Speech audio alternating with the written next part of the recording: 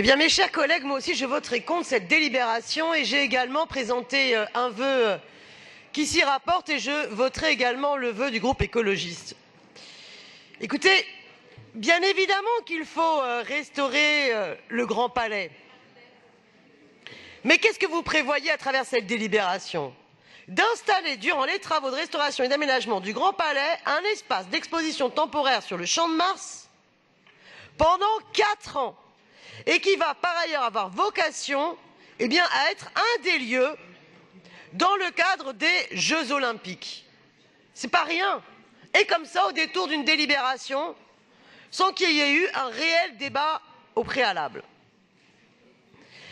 La convention d'occupation de l'espace public relative à ce projet propose une emprise de 27 100 mètres carrés sur la moitié de la longueur du Champ de Mars et menace ainsi au passage l'accessibilité du mur de la paix et du monument des droits de l'homme et du citoyen.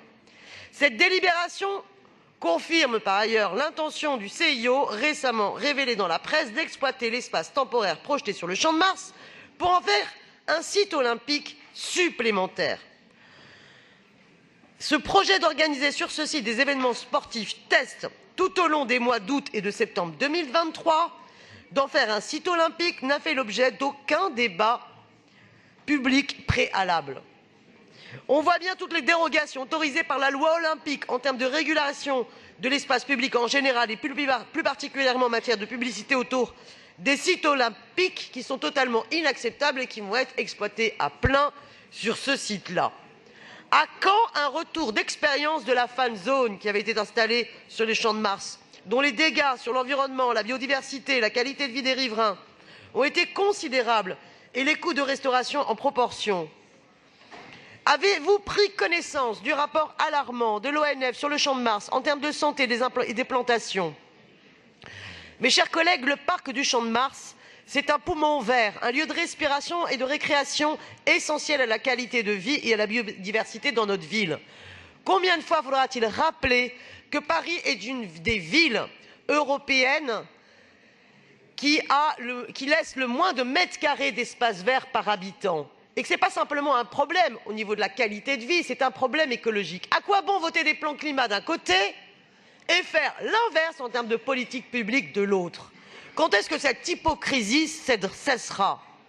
Oui, les inquiétudes sont considérables sur ce que soulève ce projet d'occupation du parc du Champ de Mars. Et ce ne sont pas que des inquiétudes d'habitants du 7e arrondissement. Mais mes chers collègues, comment accepter qu'une telle occupation pendant 4 années, 4 longues années, et encore, j'entends aussi les inquiétudes de celles et ceux qui se disent mais est-ce qu'au bout de ces 4 et longues années, l'installation aurait-elle vocation à perdurer? Eh bien, ces inquiétudes, quand est-ce qu'on va enfin les entendre? Comment se fait-il que tout cela n'ait fait l'objet d'aucune étude d'impact alors que cela mériterait un débat public conséquent?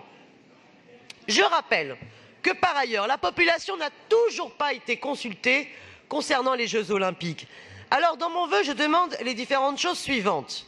Premièrement, le projet d'installation pour 4 années d'un espace concédé de 27 100 mètres carrés sur le Champ de Mars devrait faire l'objet d'une étude d'impact ainsi que d'une concertation, notamment ouverte à l'ensemble des associations de préservation de l'environnement, du patrimoine, de l'espace public et à l'ensemble des élus, notamment de l'arrondissement concerné, mais de toute la capitale.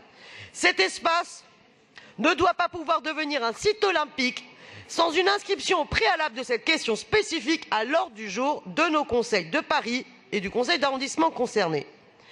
Mais puisque, mes chers collègues et membres de l'exécutif parisien, puisque vous avez fait une votation citoyenne sur le plan climat postérieure à l'adoption dans ce conseil de Paris du plan climat, je souhaite à travers ce vœu que vous organisiez enfin, le plus solennellement possible, un vote, une votation citoyenne permettant aux Parisiennes et aux Parisiens de pouvoir s'exprimer pour ou contre la décision d'accueillir les Jeux Olympiques de 2024. Et ne me dites pas, on a déjà adopté ici la décision, puisque vous en avez fait de même pour le plan climat. Je vous remercie.